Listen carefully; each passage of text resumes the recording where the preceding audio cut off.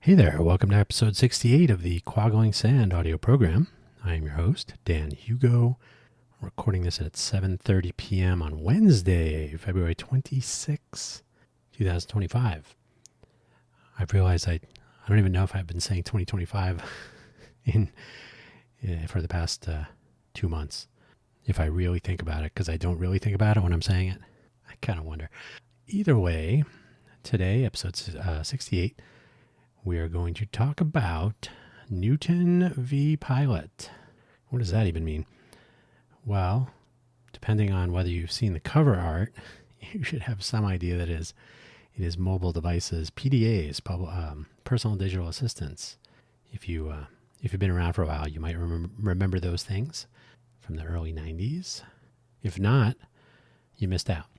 So I'm going to talk about these today from my own perspective, given that I moved to Silicon Valley when the Newton was launched. So that will figure into the story for today.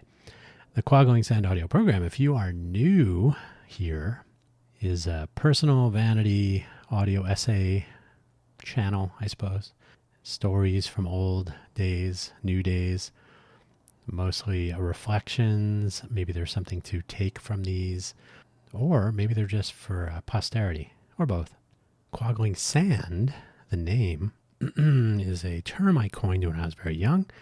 I still don't know if we have the year. 3 years old, maybe? I don't know. Quaggling Sand. You may know this as pins and needles. It's that sensation you get when circulation returns to a limb that you may have been sleeping on or sitting on. A foot, a leg, an arm, a hand, etc. Quaggling Sand. What would you call it other than pins and needles, I guess? Quaggling Sand, of course. Hopefully, wherever you've found this audio program, you're able to locate the episode description, which contains the show notes, including a summary, which is a little bit long today, which I will read to you, and the links for today's episode, which include 2 of the shameless self-promotion, as usual, if you've been here before, and 4 references, 3 to Wikipedia and 1 to the computerhistory.org website. So let's get to it. A long time ago, the idea of a personal digital assistant, PDA, was novel and appealing, sort of, and so the Advanced Technology Group at Apple turned out the Newton, and it was amazing, except that it did not quite work when it came to its ambitious attempt at handwriting recognition. Along came Graffiti, which had us all relearn how to draw letters, and then came the Palm Pilot to make it all work better. I worked in the Newton group, and I did work at Palm, although many years after the Pilot, but I used all of these things. And I don't think I wrote this anywhere in my notes, but the Newton's thing, the thing that that was particularly ambitious, was they were trying to recognize natural handwriting, which adults at that time were writing in cursive, or if you are older, script. So the letters are connected together. And it turns out, you can check this for yourself someday, if you have someone writing, or if you are writing on a piece of paper or on a screen of some sort, if you're writing with connected letters as you would with cursive, as you are creating the letters, you can measure the horizontal and vertical acceleration of your finger, or better, a stylus. Back then it almost had to be a stylus. So basically a little pointy, like a pencil without lead in it. So you would write with this, you can measure the acceleration horizontally and vertically. So as you made an A, you would measure motion horizontally and then vertically because you're going down a lowercase a. And you could measure as you reach the bottom of the A, then moving back to the right. So acceleration, you could get velocity, position. So you're tracking the motion in the 2 dimensions on this virtual piece of paper. And so Apple was trying to recognize this form of handwriting, and it was arguably better at that than trying to write individual letters, which you can do the same thing. And this enables you to write anywhere on the screen.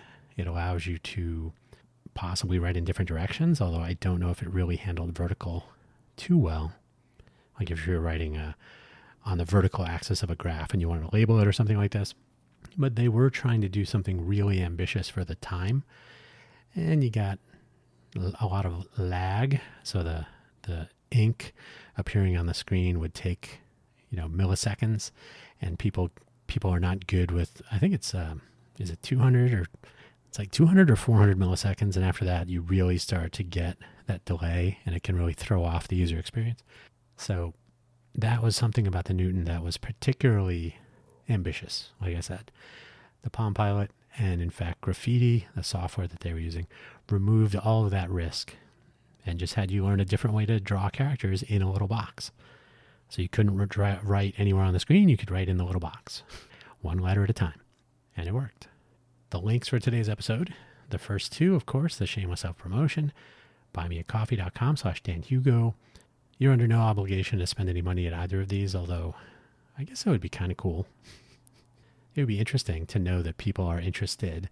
Either way, buymeacoffee.com/DanHugo has a whole profile page where I have links to my various audio programs, my GitHub repositories, my favorite coffee beans. There's a little bit of biographical information at the very top. There's a weak attempt at an affiliate link or two. I think it's one at the bottom of the profile. It's just text. It's basically a free-form link tree, which is what I use it for. But Buy Me a Coffee enables the posting of audio and video. I use audio. So I do publish weekly. I think we're going to be on episode 15. Well, I can tell you exactly. Yeah, we'll be on episode 15 next Monday. So episode 14 went up this week, Monday. Today's Wednesday. Buy Me an Update, posted exclusively on buymeacoffee.com. The episodes are under 5 minutes. They're a recap, kind of a summary of the previous week's episodes, and then whatever is relevant for the upcoming week. So you can check that out. I also have ko-fi.com, ko-fi.com/DanHugo. I know coffee, I pronounce it Ko-fi to emphasize that it's K-O and then a hyphen actually. And then fi.com/DanHugo, DanHugo, in case you forgot. That is a different type of platform, but so I post textual updates there. And I'm still trying to figure out the best way to make use of that. Either way, both of these platforms are used by content creators, open source developers, and anyone engaging with an audience. So I've had both of these for a long time. I think my total revenue is $45 for over the course of years. So I'm rich. The following links: Apple Newton, Palm Pilot, Graffiti. These are all Wikipedia links. The Apple Newton Message Pad 100 in particular. You can also track down the other message pads, which I will mention later. The Palm Pilot, the first product. So it's about the Palm Pilot 1000 and 5000. I had the 5000. There were other models that I will also mention. And Graffiti, the Wikipedia page is calls it out as Graffiti parentheses Palm OS. There's a little bit of history there, including the mention that it was available on the Newton, which was my first experience with it when I was working in the Newton group. My first inkling that, okay, you could make this thing work. Handwriting has never been my strong suit, so I could barely recognize my handwriting, and the Newton certainly was no better. And the last link is an example, Doonesbury, if you're a Doonesbury comic fan at all. If I could spell comic. How is com ink? I have an extra N in there. That's not a word. Comic strip. One of the comic strips. Doonesbury comic strips featured the Newton for a few times. So there's one in there where he's trying to write something on his Newton message pad 100, and it's failing miserably at figuring out what he's trying to write. The challenge, of course, was that, as I mentioned, they were trying to do handwriting, but they also, I don't think they were doing any sort of context to help with that. So if I wrote, hello, how are you doing? It was trying to figure out if you're writing an H and an E and an L and an L and an O. So it couldn't dive in and say like, oh, okay, so how? That's probably an H because it makes sense to ask, how are you doing after you say hello? Okay, and there should be a comma maybe. Those are things that we've grown used to today. But back then, I don't believe they were doing any sort of context checking to even offer a hint of what people were trying to write. So I think it was only motion analysis on the screen surface. So science. So let's, where do we begin? The old Silicon Valley. I moved to Silicon Valley just after college, just after I graduated. Good timing. In 1993, it was July of 1993, in fact, and I found myself benchmarking graphic accelerators for Macintosh at Supermac Technologies in Sunnyvale, California, my very first job after graduation. At some point, while technically I was recording graduation videos right after graduation, I was copying them, like 4 VCRs running for a few weeks. I got to start somewhere. At some point, a minor celebrity who worked at Supermac, I mean minor, but he knew a lot of people, and he was a very nice guy, who had been around for a while, Lauren Luke. He passed away a long time ago, but he was a kind of a boisterous, knew everybody, lots of connections, and he was doing a project with, who's the Sledgehammer guy, the musician? Peter Gabriel. Thank you. He was working with Peter Gabriel to create an interactive CD so people could mix their own music videos, I think, from his works. I think it was Peter Gabriel. So he had connections, and he was, like I said, a pretty nice guy, boisterous, but connected, nice guy. So he walked into the lab with his new toy, the Apple Newton Message Pad 100 had just come out. It was probably in Mac Week and Mac World and making the news, and everybody's getting excited about it. Like, oh, look at this. That's a weird thing. Back in those days, that used to happen. In the old days, and owing to its name, Silicon Valley would turn out some cool, unique, even useful, or at least thought-provoking pieces of hardware that would make it onto a magazine cover or into various pockets, getting some beta hardware if you could. And I don't know if Lauren's was beta. I don't know if it was an early, like, front of the line purchase at a store, or if he knew somebody that gave him a development unit. I don't remember exactly. I was still new to Silicon Valley.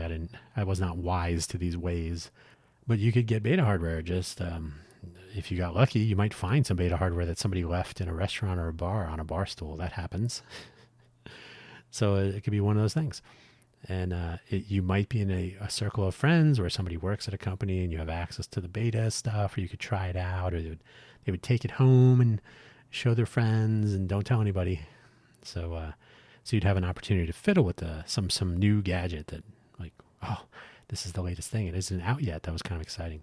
Today, I think basically we get, here's the latest renders of the next glass rectangle from Google or Apple. Look at that. Look at the bump is in a slightly different orientation, or larger or smaller, or has one or two or fewer or more lenses. And the edges are rounded and the corners are rounded, but with a different radius from last time. By 1994, I was working at Apple, not yet in the Newton Group. I had been laid off, so I started working at Supermac in July. I was laid off on October 1st, so that was a good run.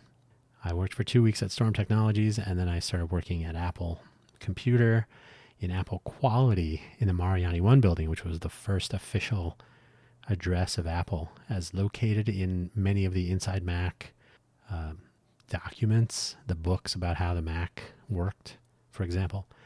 So Mariani 1, Cupertino, California, that's where I was working. And I got myself a message pad because I was so enamored with the one that Lauren had. So a message pad 100 for my own.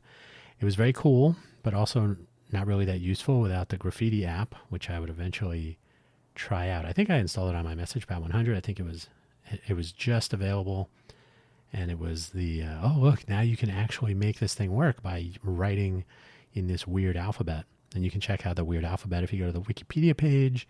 You'll get some idea.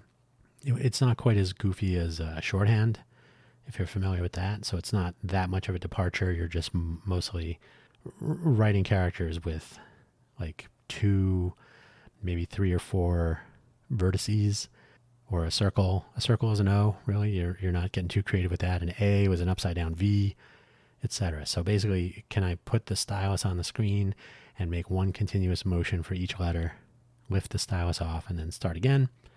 Piece of cake. So I got the The Graffiti app on the Newton was a little floating modal dialogue of sorts with a little box, and you could draw the graffiti characters into it, and these were just simplified letters. And it was substantially better at recognizing my handwriting, which was good. Hey, look at that. I wrote those letters. Neat.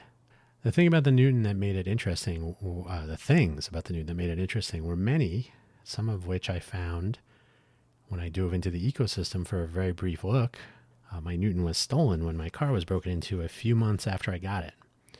Though sadly, they also took my HP 48 calculator, which was arguably cooler, certainly more useful. A little typo here. So arguably cooler, more useful, but it was a bummer to lose both. I mean, they took a bunch of stuff, actually. It was annoying. But a quick and non-exhaustive list, though, of the Newton coolness. The Newton script language that you would use to write apps, normal apps. I don't know if Graffiti was using a lower level systems API, perhaps. It was a new programming language called Newton script that took some getting used to. It was a little weird. But it turns out it has a lot in common with JavaScript of today, largely via an older than both of them programming language called Self, which was confirmed to me directly by Brendan Ike when I worked at Netscape. I remember saying, oh, JavaScript and Newton script look very similar. And he said, oh, because they are. Good catch. Like, he was impressed that I knew that. Yay. But it was sort of not everybody was running around being Newton script programmers, so it was unusual. Walter Smith, the inventor of Newton script, created Newton script to run in a constrained environment, as was found on the Newton, sort of like web pages and browsers from those days. I was working at Netscape in 96, 97, I think it was. So web browsers and computers certainly had more memory than a Pocket PDA, but the notion of downloading huge scripts and whatnot was sort of out of the question. So pieces of code that were running on web pages tried to be small, and so similar goals. And I guess Self was somewhat because of the inheritance mechanism, the prototypes and parent and proto slots and all this. It lent itself to constrained environment execution. So hence the choice. The Newton had a ROM inside, read-only memory, which is where the operating system and core applications and whatnot were located, which made updates difficult, similar to the Mac ROM. If you ever had a Macintosh before, when was that? It was before Umax. The Mac ROM was still around. At some point, they went to a minimalist ROM, but for most of the Macintosh life, up until about 96, 97, 98, somewhere in there, every Macintosh would have some form of a ROM on the motherboard, and that was where the core system software was located. So you would, and it was a ROM, so you can update it. So then the enabler technology came out. I don't know when the Mac ROM became like the essential component. When we were making Common Hardware Reference Platform, CHIRP, and then later PowerPC Platform, PPCP, and somewhere in there, PrEP, PowerPC Reference Platform. The Mac ROM was like one of these annoying components that had to work. So anyway, the Mac ROM. So because these had ROMs, in order to do any updates or patching or fixing bugs, they used an enabler technology. If you're a Mac person, you might remember the enabler in the Finder. So the same thing was on the Newton. I don't remember if they called it enablers, but same idea. So it was just a collection of patch vectors and routines to try to fix. So there were patch vectors in the ROM, and you could enable the vector to point to some code that was in the enabler. So you could patch around some bugs if you found them or whatever. So pretty neat, I guess. I mean, flash memory would change. Actually, EEPROMs would change all that. But if you could electronically erase and reprogram in circuit, game changer. And then flash memory came along. Fun fact, if I can interrupt myself, I was at a super tiny mini conference somewhere in the mountains by Claremont when I was still in college. And my clinic advisor, what was his name? I cannot remember his name. A professor. He said it was the winter because it was freezing. And he said, hey, Dan, we're going up into the mountains at some lodge to have a meeting with some people in the industry about flash memory. Do you want to come and help out with some of the presentation and basically be a gopher? And I was like, yeah, why not? So I learned a lot about how Flash worked in the very early days. It was actually kind of interesting. But so Flash would be a game changer as it continues to be. Flash memory. But anyway, so there was only a ROM, and that would turn out to be kind of a pain when I was actually working in the Newton group to try to deal with enabler stuff. The touch screen on the Newton was resistive. Today we use capacitive. Resistive screens you actually had to touch. You had to press on a layer of soft plastic that was over the display so that it would deform, and it would close a grid contact. So you would push down on this thing, and it would indicate a touch location. And if you ever had, they had these tablets hundreds of years ago with like a black substance, and if you pressed on it with like your fingernail, you would move the black substance away, and there'd be some rainbow color like fluorescent yellow or pink or blue, whatever. So you could draw things on there by basically pressing on the front plastic over it wasn't a screen, but it was an easel of sorts with this black substance that was sort of like, it was like syrupy, I guess. I don't know. And so you would end up with the back, the front of the easel, but it was basically behind this black stuff. So you could draw on this thing, and then to erase it, you would just smear the black stuff around by taking the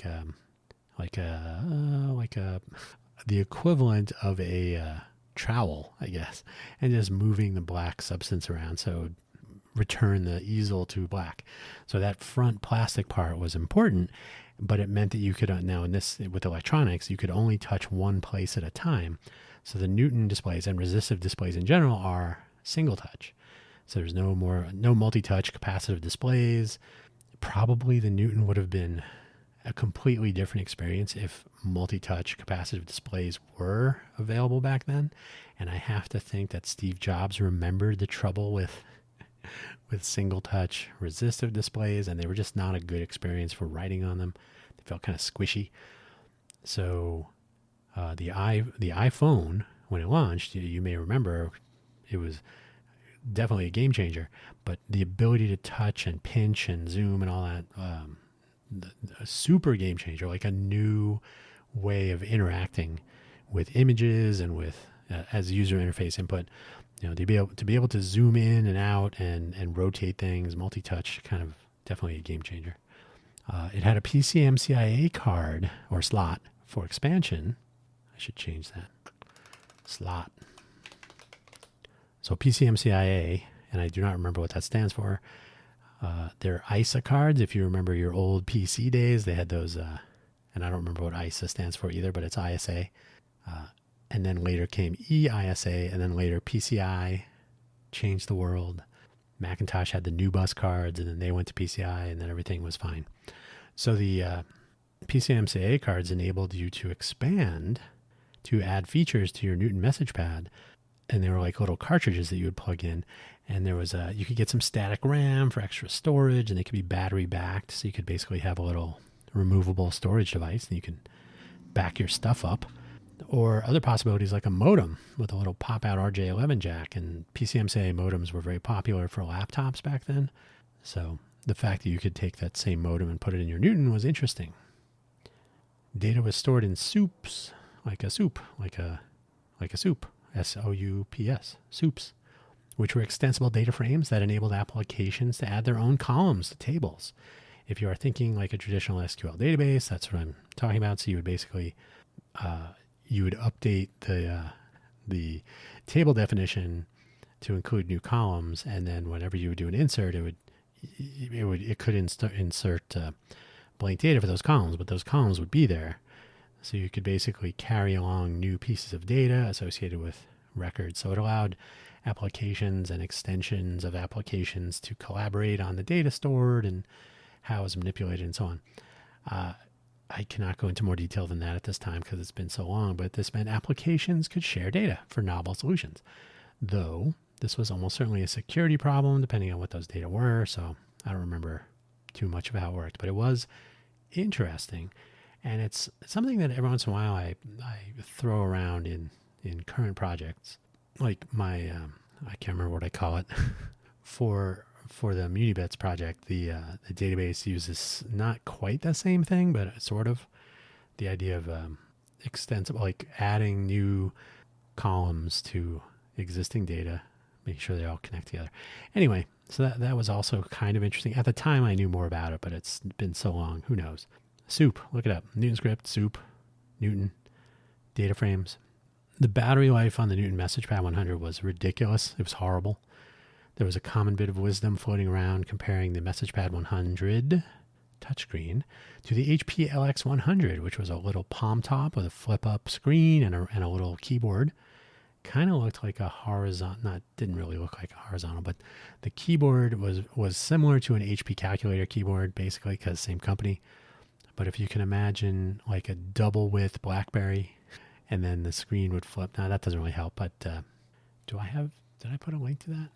You can look it up if you're really interested. The HP 100LX, Lima X-Ray, and that had like a 200LX, I think it was, and so it was very popular at the time. It was basically a little PDA. You could store addresses, and you can write little documents, and you could transfer documents to your computer. It ran DOS, the disk operating system that was found on PCs. I think it had like a little 286 or something, or 8086 or something in there. I can't remember. The Newton, so the little bit of wisdom was the Newton would last for hours. The 100LX would last for days or maybe even weeks. As the saying went, the difference between a computer company making a portable device and a calculator company making a portable device. And this is totally true. The Newton was using a RISC processor, RISC for reduced instruction set computing, as opposed to CISC, complex instruction set computing. CISC kind of won the day back then for desktops for whatever reason. The Alpha was faster up to a point. I think when the 21364 came out, it barely launched. The 21264, I think, hit 400 megahertz. Very clearly, our multiple gigahertz machines today meant that was not the ceiling. But RISC did not take off. PowerPC was also RISC. 68,000 in the older Macs was CISC, PowerPC, RISC, Intel x86, Apple went back to CISC, and then the Apple processors being ARM are RISC. But yeah, this little RISC processor in a little company that kind of spoiled it. A little company that was barely familiar to anyone at the time called ARM. My first look at ARM assembly and the thumb instruction set, which is for really small memory, constrained memory systems. So the instructions were shorter, like a subset, which probably doesn't exist anymore. They don't need thumb instruction set anymore. Thumb, like a finger. But my first experience with ARM in those low memory days, I don't remember how much memory the Newton had, but rocking an ARM 600 something, 610, whatever it was. Check the Wikipedia page. So that was my first experience with a RISC processor and ARM in particular, which would be useful and good to know in the future. So while palm-top computers were uncommon but available, this notion of a touchscreen device that could recognize natural handwriting, sort of, was novel indeed. If nothing else, it put Apple back in the headlines for coming up with this concept that was at once fascinating and divisive, with all manner of jokes, editorials, even Doonesbury comic strips, as I mentioned, about the recognizer failing quite badly in these days before autocorrect. And if anyone else had come out with this product, I'm sure it never would have gotten any traction whatsoever. But because it was Apple, and Apple had already sort of made its name in coming out with unusual things, it got some traction, it got some press, and then that feeds back on itself. And so people were buying them. People like me were fascinated by oh, this is weird. Like, I was not fascinated with the HP 100LX. When I was working in the Newton Group later, which I'm about to come to, my cube mate, we actually had an office. My office mate, who I'm connected to on LinkedIn, by the way, that happened only in the last 2 years or so. I was like, hey, did you work in the Newton Group? And he was like, yes. I said, we shared an office. And he's like, oh, I barely remember. He had an HP 100LX, and so I was able to see it up close, and he gave me his impressions of the difference and so on. This was interesting to me. It was, and of course, I would eventually get a Palm Pilot. So essentially the same feature set just without a keyboard. But the take home was like the Newton was so weird, and that's what made it interesting, I guess, novel. If nothing else, Apple was back in the headlines, and I was there for it. So I joined the Newton Group eventually. I happened to know someone working in the Newton Group who I had worked with in Apple Quality a couple years prior. And after playing with the Newton for the brief time I had my MessagePad 100 before it got stolen, and after bailing on True Vision, where we were working on video capture, and that was a fun job too. That was a weird. It got weird. It got very weird. But I had a good time in the middle. Very interesting. That was really my first, technically my first engineering job. So that was 1996. I was doing legitimate software development and so on. So I took a gig contracting back in the Apple main campus, working in the C++ SDK software developer kit team, targeting the product in development, the MessagePad 2000. I had my 100 and this was 2000. The shipping Newton by then was the MessagePad 110 and the 120. And I remember having a 120 at my desk with the prototype MessagePad 2000, which was not in final plastics and whatnot. So it was kind of big and not unwieldy, but not as easy to deal with as a MessagePad 120. So the 120 I would use as like a reference platform. So it was a shipping product. The MessagePad 2000 was still in development. The 120 that we had, I think it could be flashed, but it required a certain amount of effort. And I don't know if it was shipping with flash or if we just had development units. These are the sorts of things you deal with when you're inside the development circles. The MessagePad 2000 was a complete redesign with a few new features. By the way, the 130, I think the 130 just started shipping when I joined the Newton Group again. I don't remember ever seeing or touching or knowing much about the 130, so who knows. I think it definitely became an OEM product for ruggedized, like field Newton use. And I think there's a mention of it if you look, because I looked online to see if the 120 was the final in that design, and I saw the 130, and I said, I don't remember ever seeing one of those. And I think it was Tarpon. Some company purchased an OEM license so they could build them in a hardened enclosure and whatever. So vertical applications. So the 2000 was a complete redesign with a few new features like dual expansion slots. So you could put two PCMCIA slots or cards in there. I don't remember if it was PCMCIA or PC card, which was an attempt to, I think it was PCMCIA, like type 2 maybe. I don't think it was PC card, which I think was an attempt to make PCI into the same form factor. Might been. I can't remember. Doesn't matter. The MessagePad 2000 didn't last very long, which is a shame. It was a cool and very definitely innovative product, but too big. But it did have a strong arm processor inside. Now, let me get some water for this one. The strong arm was what you get when the people at Digital Equipment Corporation, who worked on the Alpha, which was at the time the fastest RISC processor on the planet. I think that was part of their marketing. So they were working on the Alpha. Some of them left and decided to cook up, because ARM was a fabulous chip company and you could license the design and so on. So someone said, hey, what if we took Alpha engineers and we put them to work on the ARM, and we came up with a strong ARM so that it was running like twice as fast as anything with super fast bus and electronics were all boosted and everything. So the strong ARM was a marked increase in performance for the ARM architecture. Fun fact, it might have been, they might have still been at Digital. I can't remember the specific details, but I do remember that when the Compaq, Intel, Digital Equipment Corporation kerfuffle came to rest, Intel ended up with an ARM license, and the strong ARM was renamed to the X-Scale processor. And then many years later, when I was living in Phoenix and working for Intel in Chandler, Arizona, I was working on pre-silicon validation for an X-Scale processor. So I was like, the more things change. So the strong ARM would eventually become the X-Scale, which was destined for use in cell phones. Of course, that's where ARM has made its substantial money in that space. So the strong ARM processor, that's where I first encountered this thing. It was very fast. These details are for the true fan, so I will leave it to you to track down these little bits of history. But the strong arm was something of a game changer and probably kicked off those ARM processors, or pushed them into up ahead, up in the lead in the mobile device race. So suddenly ARMs were a force to be reckoned with, which is good, I guess. I mean, they're still here. I joined the group joined the Newton group and immediately learned Newton script and the various internals of the current devices and this new prototype.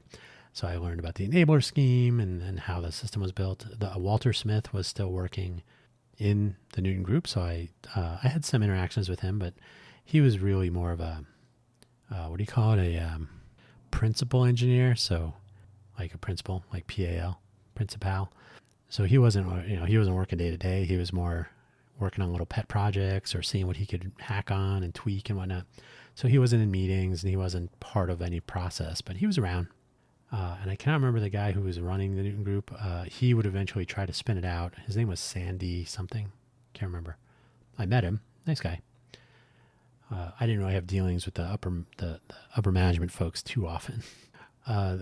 So I learned all about this stuff, though, various shortcomings of the enabler scheme after I learned about it, and more. It may be that Mel Conway, the purveyor of Conway's Law, if you're not familiar, could be seen in this, would have seen in this similarity between the odd Newton architecture, the enablers and the weird software choices and some interesting but unusual choices in general, and the equally odd Newton group.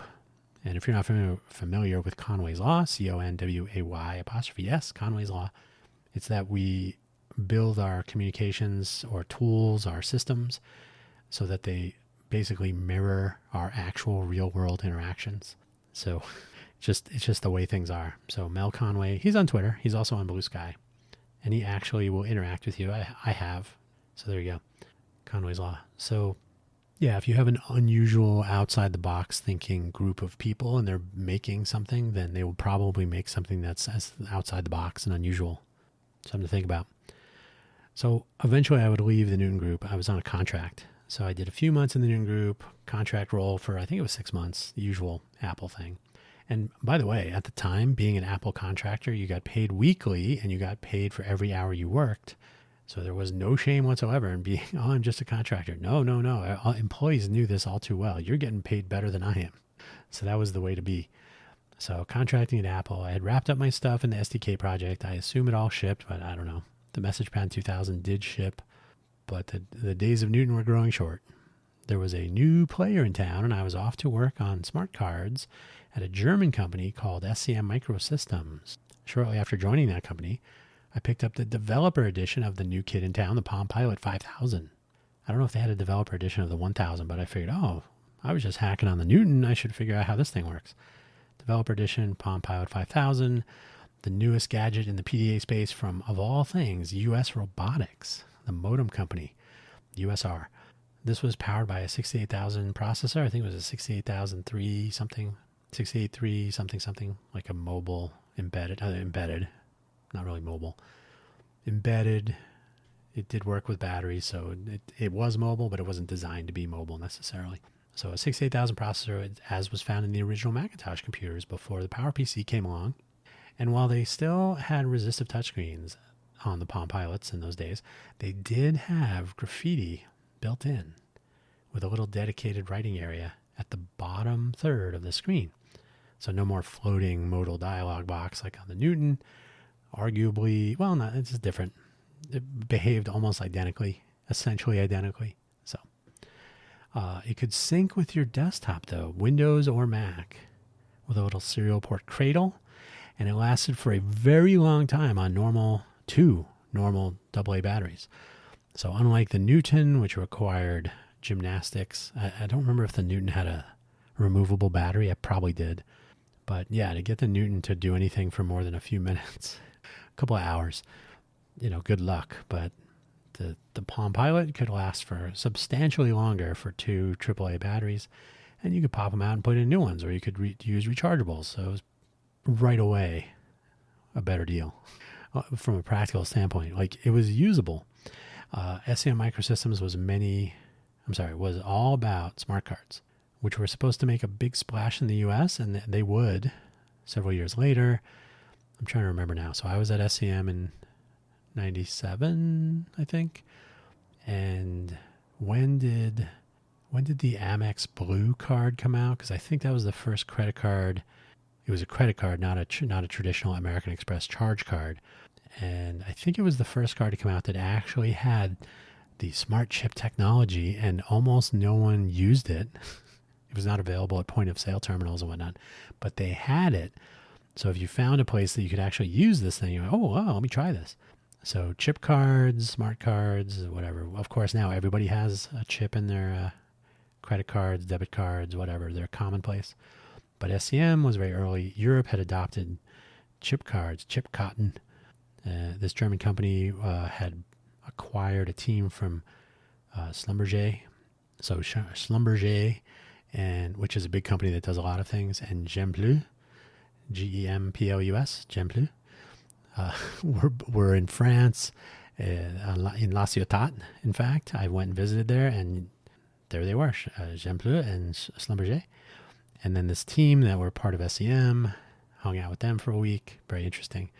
So chip cards were supposed to be a thing, smart cards. We tried doing deals with Visa that up in Foster City and all that. So end of the day, there wasn't really much for me to do at that company, but the idea was SCM Microsystems was building a PCMCIA, remember that? Smart card reader, so you could plug it into laptops or maybe a mobile device like a Newton. Or the company had built something called a swap box, which enabled you to have PCMCIA cards, which are designed for mobile devices, in your computer. So now suddenly you could build point of sale terminals or authentication token readers where the security credentials would be on the smart card and so on. So all these are good things. And Java card was a thing. So you'd have little Java applications running on your card when you inserted it. It was a fascinating time.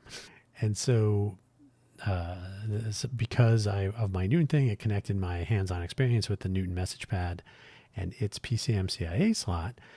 And also it happens that my next job when I left SCM Microsystems, after not very long, because there was nothing really for me to do there. It was not, the office in America was not technical, and I was the only programmer in the whole place. So I was like, So I had an opportunity to go to Netscape, which I did. And when I went to Netscape, they said, oh, you know how smart cards work. We want to have smart card support. So I worked in the Netscape security group, which was doing encryption and a secure socket layer, the little lock that would appear in your location bar of your browser.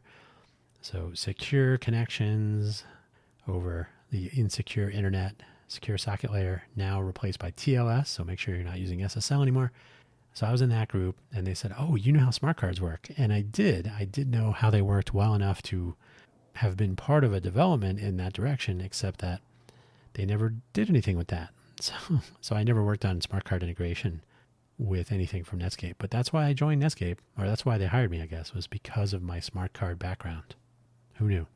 So I picked up that Palm Pilot, like I said, when I was at SCM Microsystems. I went on to work at Netscape. I used my Palm Pilot frequently. That was where I had all my phone numbers, all my stuff, all my data that I would need for anything like contact information, and make a note, take down a phone number, etc. It was at Netscape that I purchased my first cell phone, a Nokia 2160. I've talked about this previously. I think I had my Cradle at work so I could sync stuff at work, because now I had access to the internet, so I could download this or that, copy paste into a note, sync it to my Palm Pilot, and now I had whatever I was looking for. Bam, perfect. So I would make substantial use of the Palm Pilot 5000, and I would continue the adventure with a Pilot 3 when that came out. I think they call it a Palm 3 actually. When I was at UMac, so Netscape, I didn't have time for messing around with PDAs other than the uses I was describing. I actually had a digital pager when I joined Netscape, and then they enabled employee discounts on phones, so I got a mobile phone. So that was my first cell phone, singular, and I think it was CDMA, Code Division Multiple Access. So the early days of American cell phonery. And so I didn't use the digital pager anymore. I now had the Nokia thing, but you couldn't really sync the stuff on the Nokia with the Palm Pilot, although eventually I think they did get something going with that, so you could sync between them somehow. I can't remember. And but the I didn't really learn how to program or do any hackery on the Palm Pilot stuff because it was a super simple device. It was one of those things where like it works, it does what I need it to do. I don't really need to mess with it. Unlike the Newton, where I was actually working as my day job on the Newton, so I never had a Palm Pilot job, even though I did work for Palm later, but not yet. So they were very useful though. It was the simplicity of the device and so its battery life that made it so useful. It just worked. And I was not in need of anything in particular beyond core features, so I didn't feel this need to like, I want to try to write something. Learning Newton script was totally interesting. I can't remember, but I think the Palm Pilot was programmed just in C, so you just write I think it was a C application. I can't remember, but I think I had the developer tools, and I just really never got into it. I would sync my notes and contacts with my computer, and in fact, there was a Linux synchronization tool at some point. So I did. No, stop.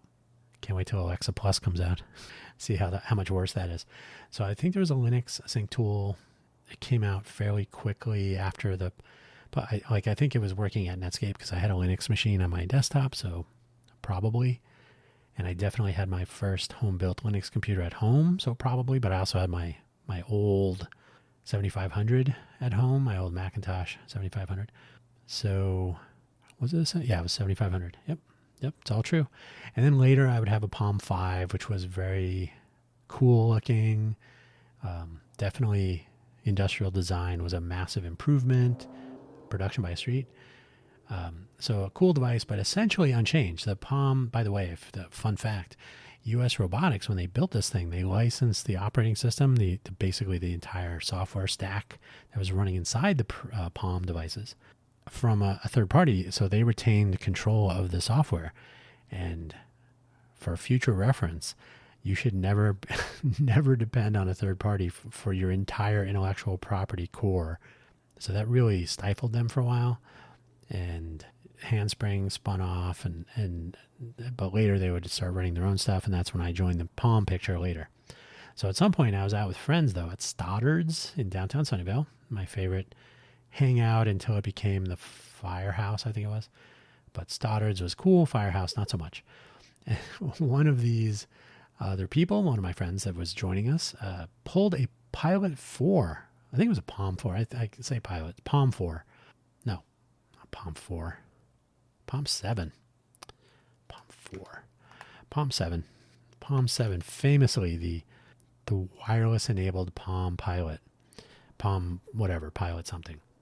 There's a Palm device with wireless modem inside. And while it did require using a proprietary network, so you were not connecting to wherever you wanted to, you had to pay for a subscription connection to the Palm wireless network, I guess. These are pre-Wi-Fi days, so no, I think there was Wi-Fi. When did I get? No, was it in there? I bought one of those Apple Wi-Fi base station things that looked like a little spaceship, and inside it had a PCMCA Wi-Fi card. So this must have been just before that or somewhere in that time frame. But anyway, so the Palm had a little goofy antenna that would fold out, not even a pull-out one like Nokia phones, but it would fold out like a little yard arm or something. So you'd fold it out. I don't even know if it was a real antenna because usually those things are fake. The antenna is just coiled up inside the device.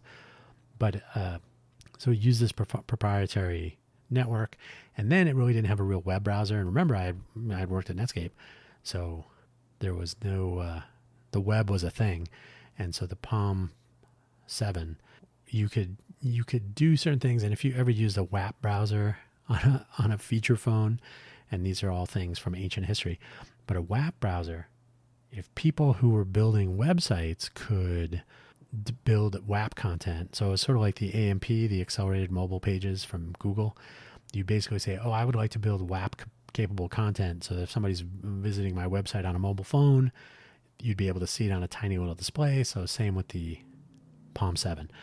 So I think it could view WAP content or something similar.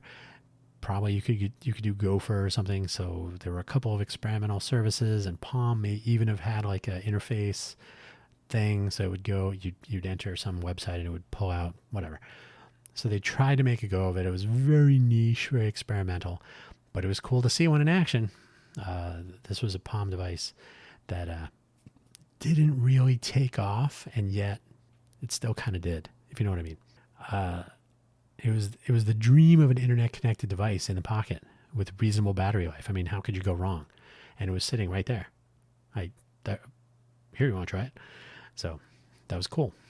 I actually interviewed to work at Palm in those days, not immediately, but not long after Handspring and Palm would merge back together. So Handspring would spin off, I think I can't remember if it was one of the founders of Palm or somebody from those days. They spun off Handspring so that Handspring could make actual cell phones built on top of a Palm Pilot platform, with the similar problem with the OS stack, so they had to deal with that. But the Handspring phones were interesting. I remember their industrial design was not so solid. I remember there was kind of a creakiness factor to them, but I didn't really play with too many of those. I was a Nokia, ambassador. I just thought Nokia phones were amazing. Like, you could throw one through a window and it would probably take out another window just because it could. So I was not into the Handspring devices, but Handspring was a way, and they would eventually get back together in some fashion and try to take on the world. I would join then. But when I interviewed, I did not get the job. Handspring had launched the Palm-based mobile phone, and there was also Windows CE, and what was it? Windows Consumer Electronics, I think. So Windows CE, Wince, W-I-N-C-E, Wince. There was a Wince-based phone, and I assume it shipped at some point. I don't know if it was a Handspring or a Palm product. It might have been Handspring, but there was so it kind of looked like a Handspring phone. Kind of the Windows CE devices were a little bit beefier, but I don't remember seeing them out in the wild. They might have, but they were floating around internally when I was working at the new Palm. So at some point, there was one, I guess.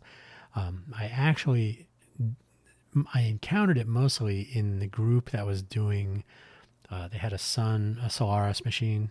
I think it was running Solaris, might have been SunOS. And they would use one entire Unix workstation, a SunOS workstation, to basically run tests or basically exercise a device. And one of the devices it could work with was a Windows CE phone. And so I think it was a Palm or Handspring product, but who knows? I spent as little time as possible with Windows CE, so it doesn't matter. But when Handspring and Palm did get back together, and that's when I joined the new Palm, they had this crazy idea to build a completely new mobile phone called the Pre, which is when I joined the picture. So some things to note. We have 2 more sections and then we're done. I know this has been going on for a while, but this was like a formative time. So notice these things. I went into much more detail about the Newton MessagePad 100 than I did about the Palm Pilot 5000 or any of the devices that I had after. So the Palm 3, the Palm 5, a little bit of excitement over the Palm 7, but I never had one, and I was not totally on board with I was like, okay, it's kind of a hack. It works, and it's kind of cool having this thing in your pocket. But I had my Nokia 2160, so I was like, okay, I have a phone. I would eventually get an Ericsson 520, I think it was, which was a very cool and weird phone. It had a WAP browser in it. That was the thing I was looking for. So I have actual experience with how awful WAP browsing was, but it was cool. You could get internet content on your phone. Those are the days. The Pilot. Oh, by the way, so the MessagePad 100 made an impression on me because it was the thing I encountered when I first moved there. I was literally in Silicon Valley for, I moved there in July, started working at Supermac in July. I was gone from Supermac by October 1st. So it was either in August or September, whenever. MessagePad 100, I was like, oh, this is something I've never seen before. How weird. That's why I'm in Silicon Valley. Okay, this is working out quite well. The Pilot, for all practical purposes, represented back then what the latest class rectangle is today in the mobile phone space. Okay, it works. It does what I want or need. It is not weird and not particularly novel. Now back to work. So the Palm 5000 was interesting, between the Newton and the MessagePad. I'm sorry, the MessagePad 100 and the Palm Pilot 5000.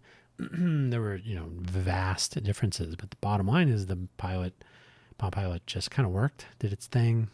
It wasn't overreaching, wasn't trying too hard. The Graffiti system worked. It was reliable but strange, but that wasn't really interesting. It was just, it was work. It was good enough. It worked.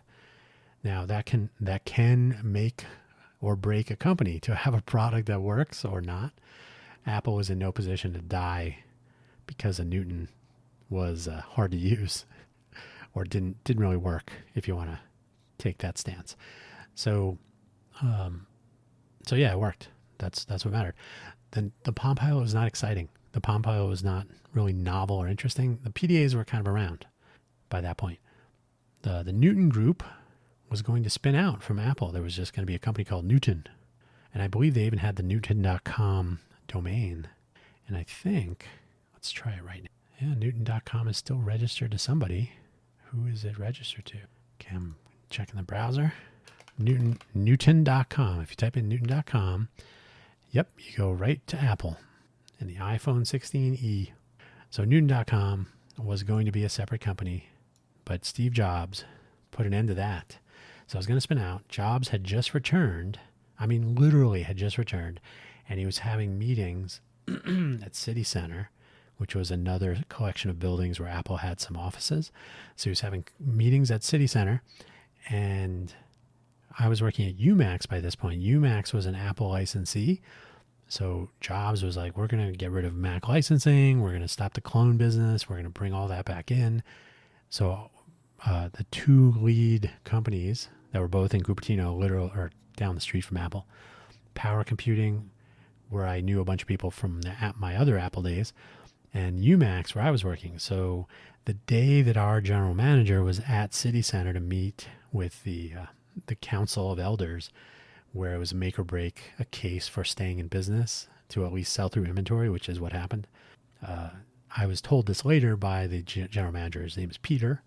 He said, wow, I was outside the meeting room, double doors, of course, and he heard some yelling. This is him telling it. I was not there. I heard some yelling, and there was a lot of back and forth and whatnot, and then the doors, it's as if they rammed them open. So the doors flew open, and it was the guy Sandy I mentioned and one or two other people. Sandy, and I wish I knew his name. Let me Google real quick. If I look up Newton and Sandy, I'm going to get Sandy Newton. No. And it's not Thandy Newton either. Newton PDA. Sandy Bennett. Yeah. Bennett. So Sandy Bennett was the acting vice president of Apple Newton Systems Group, the Newton Group. He played a key role in development and success of the Apple Newton, particularly the MessagePad 2000. So that's when I met him, when I was working there in that product development lifecycle. So yeah, Sandy Bennett. I wonder if he's still around. Who knows?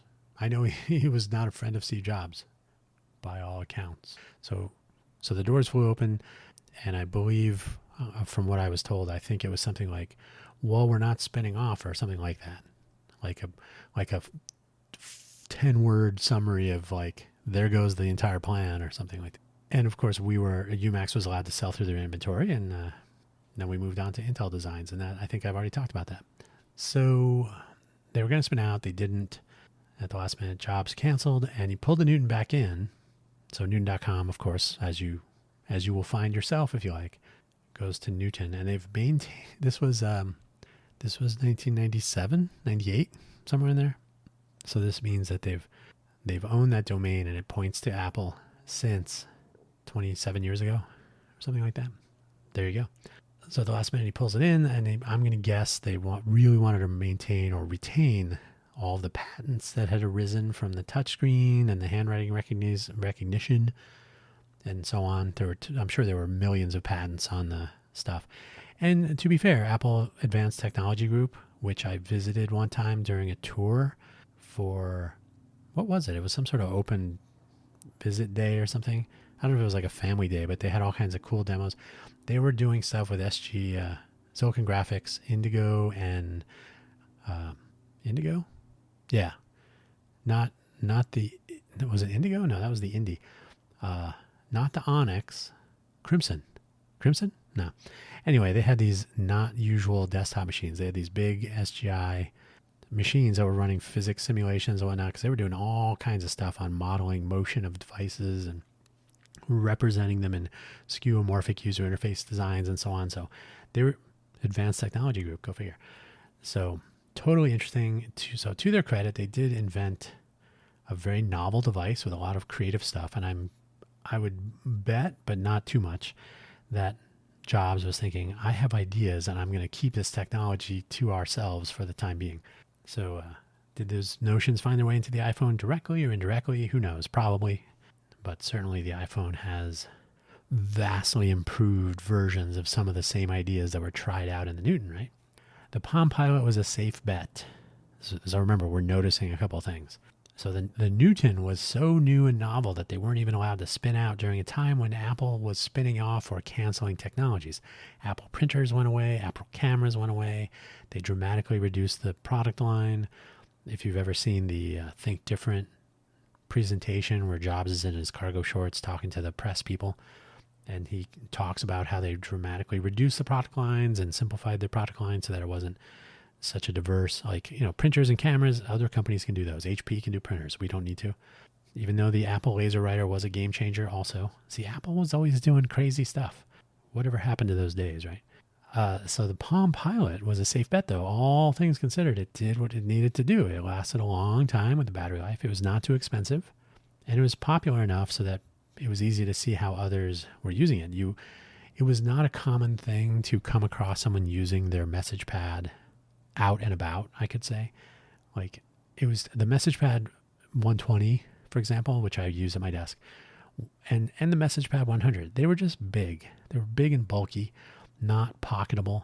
The Palm Pilot 5000 was literally the size of a deck of cards. And I think I remember hearing that was one of their goals, was to do, so you could fit that in your pocket. You could fit it in your shirt pocket, which was probably exactly what they wanted.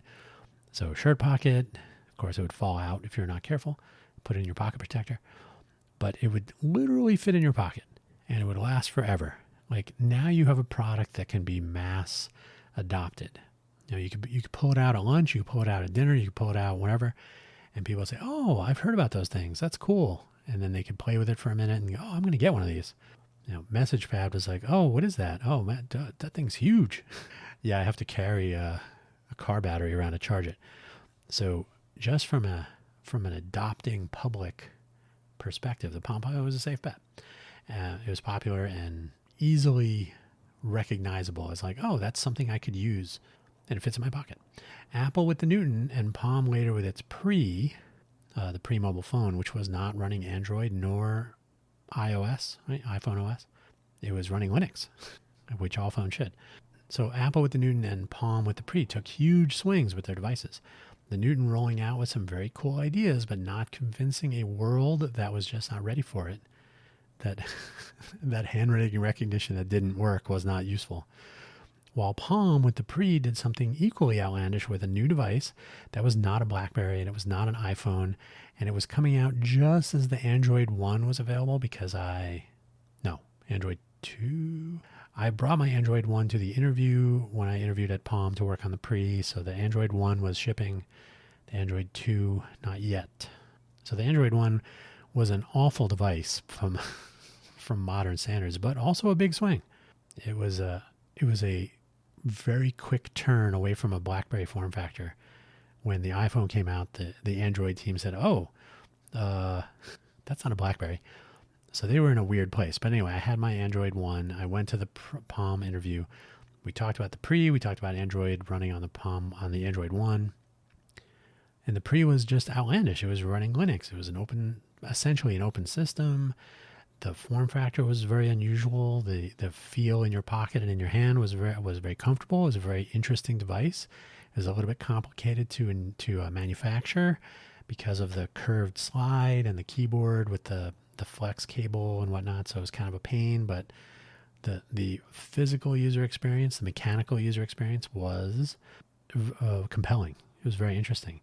So, this is not like a glass rectangle. This is like a little, what do you call those? Like when you have a nervous whatever and you want to have a pebble or a rock or a spoon or something, and so it had this feel like it just fit in your hand, and you could spin it on your desk, which would mark the plastic if you were not careful of the backing. But the backing was removable, user serviceable battery.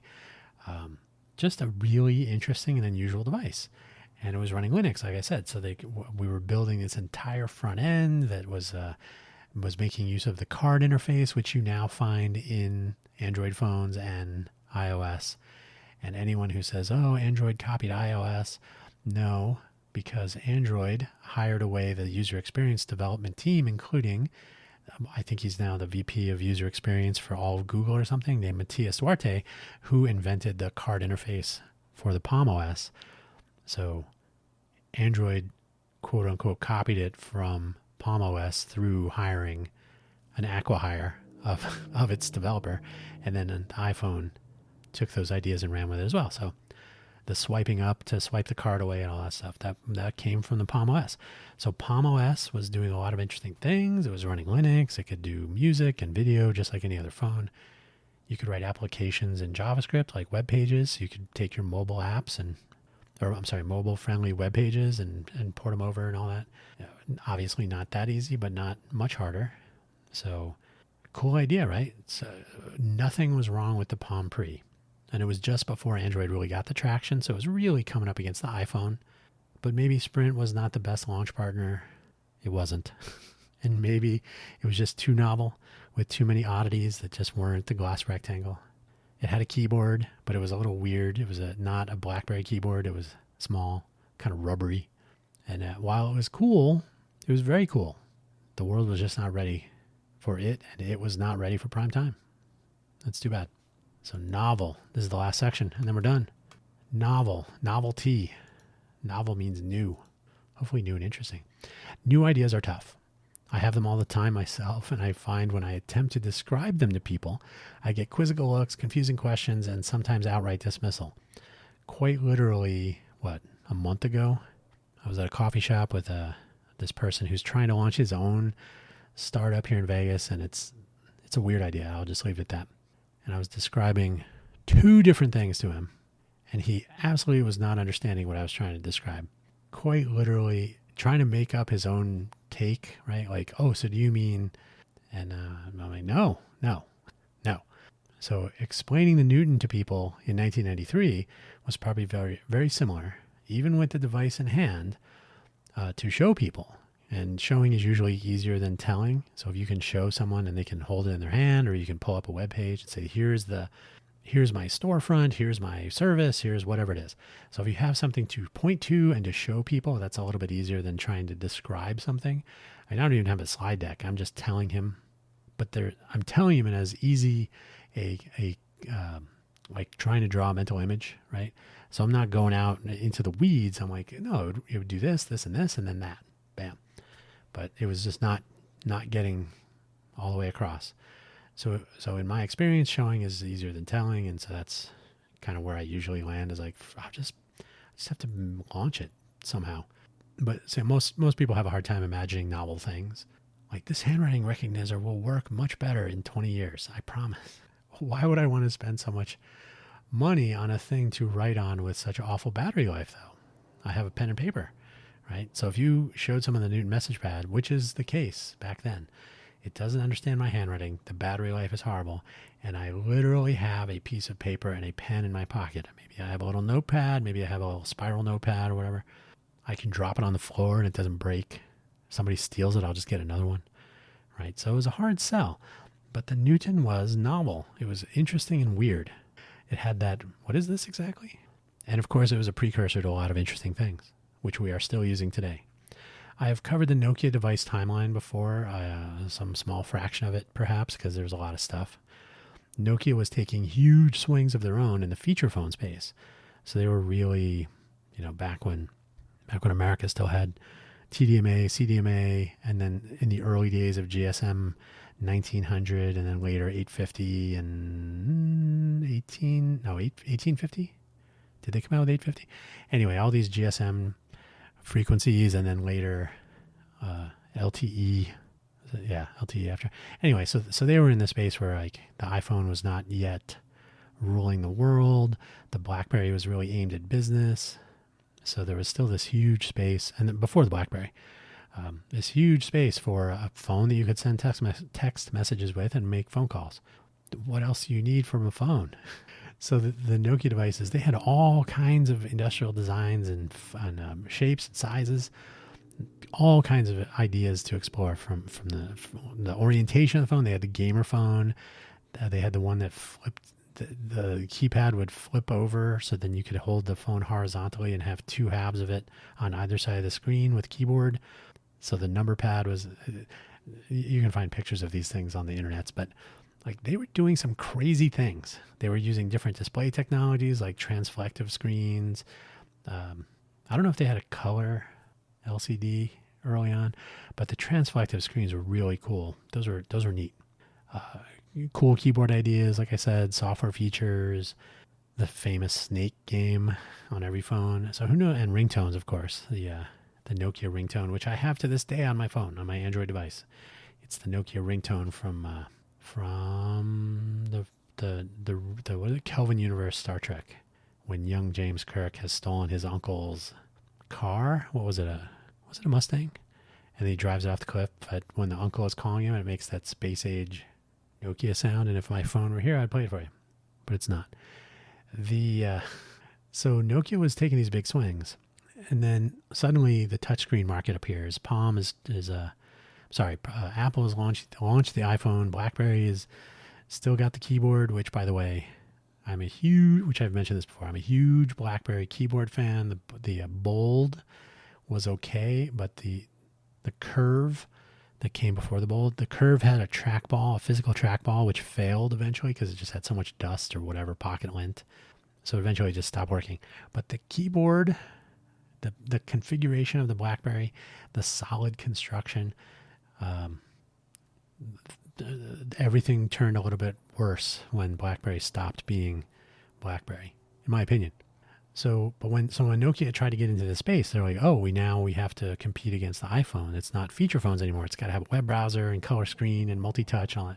Somewhere I have a Nokia PDA-like device. It wasn't even a phone. It was a PDA. It was more competing with the Newton, really, when you think about it, or the Palm Pilot. And it was okay. It had reasonable, but it felt fragile industrial design. I think it had a flip-up screen with a keyboard, so it was kind of like a Sidekick. But so right away you're like, so it's kind of like these other products, and it's Nokia stopped standing out, and they became an also-ran.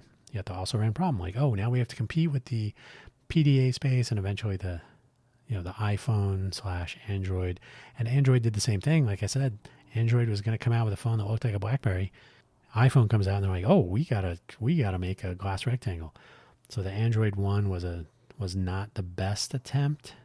Definitely a wonky device, really aimed at developers for early adoption. The Android 2 was a substantial improvement in industrial design, but still too fragile. But then once they got into their glass rectangle mode, they were coming out with some solid phones. To this day, you get a glass rectangle, you get a glass rectangle, you get a glass rectangle. So the two phone giants today, if you fast forward a lot from that time, basically own the mobile phone market, which is in itself a PDA, but much more, right? So all the functionality of a PDA is in your phone, as is your camera, as is whatever else. So peripherals you can plug into it. Snap a frame on there, and you have like a full-fledged movie production camera setup for, I guess, prosumer. It certainly works. Personally, I think new ideas are better. And this is the last item. They are not always successful, but trying new things is just more interesting for those of us who have these sorts of things, for these ideas, and then who do these things. Form that sentence anyway, like making a new phone today, again, the modern take on a PDA or pocket computer. So a new mobile device today is both tricky, but also almost ideal. The product category is established. You don't have to surprise anyone with like, what's that? Is that a computer in your pocket, or are you just happy to see me? There is a completely viable ecosystem to be found in the Linux universe to enable it. And you can even run, there's Anbox, and there are other variations. So you can essentially run Android applications on a Linux device, whether it's a computer, a laptop, mobile device. So you can still retain some of the Android ecosystem, but you could launch a completely different security model. You wouldn't have to be tied to the black box that is Android. And of course, Android does come in the, what is it? AOSE, Android open source environment, maybe. So there's an open source Android that just doesn't have the Play Store. So you can actually build your own Android device that is almost Google free, right? You can do only the open source, which I think is what Graphene does, maybe. So there's all kinds of ways to go today. You just have to take that big swing. And Ubuntu Touch is a Linux-based phone that has not really gotten very far. There's the Pine phone. There's the Liberty. Is it the Liberty OS, which is ridiculously overpriced? You always get a trailing edge phone that's a little bit wonky, doesn't quite work, because the mass market appeal goes to the top two players. And it's a shame because they're innovating in some ways, but the other way is they're taking safe bets. They're not taking big swings. But it is an established product category. So even though Mark Zuckerberg will have you believe that it's smart eyeglasses from Ray-Ban, for example, are going to replace your phone, and everybody will be wearing, displays on their face that you think are sunglasses, but nope, they're not. And he may be true, although I think building around one interface and one big change like that is a mistake.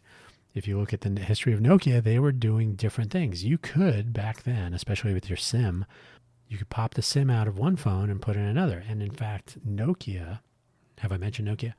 At one point launched, it was the model for the industrial design was essentially a lipstick.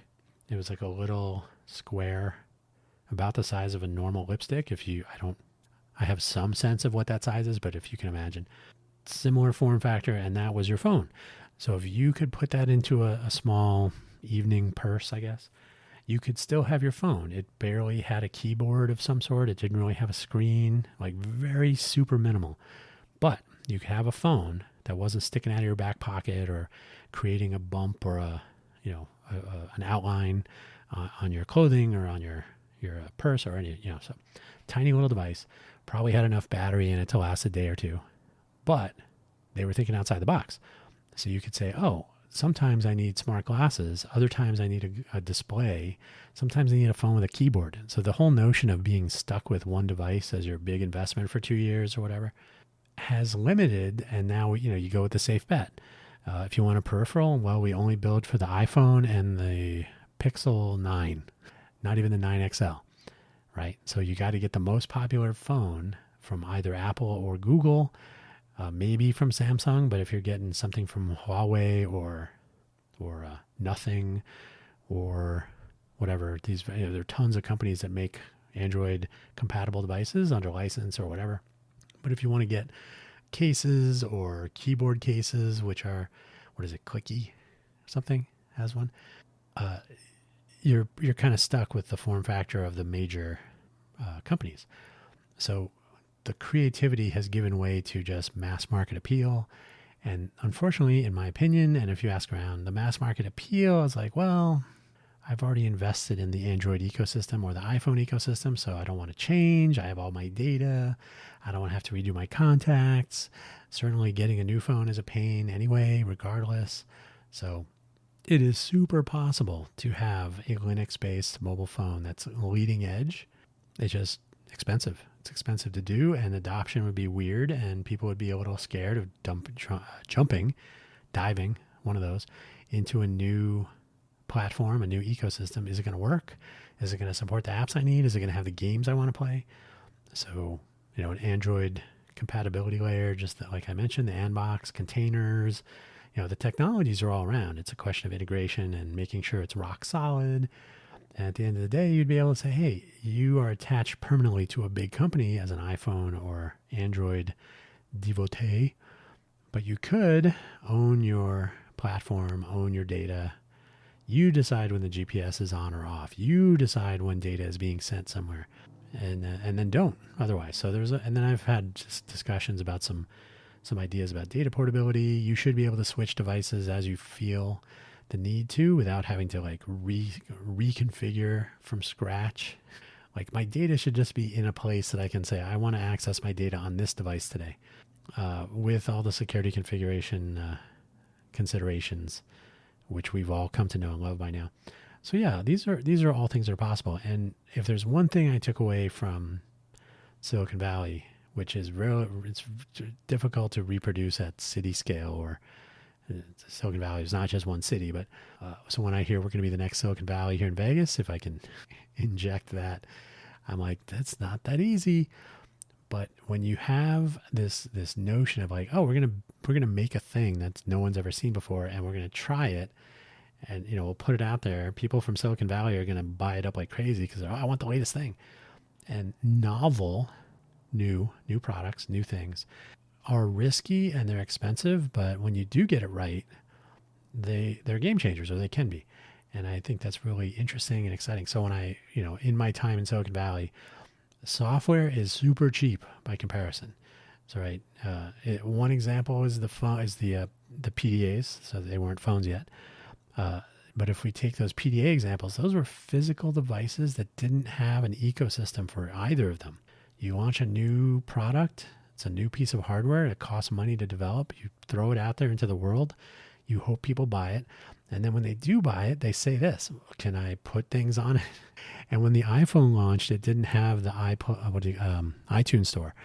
You couldn't really put applications on it, and that was the Steve Jobs closed system mentality. Like, why would anyone want to add anything? I've made it perfect.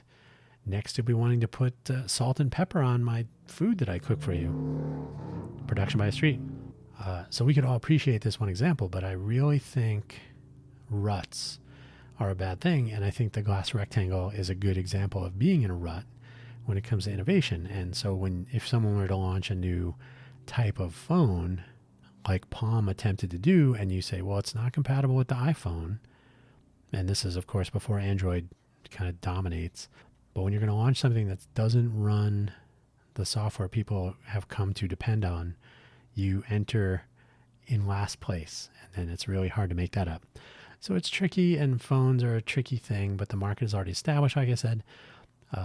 If you had the modern equivalent of the message pad, the Newton Message Pad 100 in your hands right now, and that equivalent would not be the Apple Vision Pro. That was just an Oculus. That was much more expensive, evolutionary development of head-mounted displays that have been around forever. You would remember what it means to experience that little extra bit of innovation. So if you were to take something like the smart glasses, are not a great example because they're just a variation on the Oculus, right? It's a screen in front of your face. Right. But if you created a thing, I don't want to say Neuralink, that's surgery and whatnot. But if you could create a thing, I don't even want to say there are these robots that makers build that are they're like a little parrot, like a pirate's parrot sitting on their shoulder. And I can't remember what they call them, but they're like familiar, I think. Familiar robots. They have little eyes that will track, because they just have a little camera in there. So they'll track a face and they'll look at you, or they'll move around. So they're like conversation pieces, to be sure. But if you had a smart device on you that could kind of work with you through the day, so it's not in your pocket, but it's like maybe a wearable type thing, or maybe it's a multiple device thing. So if you had something that was novel enough that it was kind of weird, like the Message Pad 100, so it's like, okay, I kind of get it, but now you've done something unusual there. And I haven't linked to this because I do link to it frequently. But there's a Raymond Loewy. No, I'm not going to add a link. You can look it up yourself.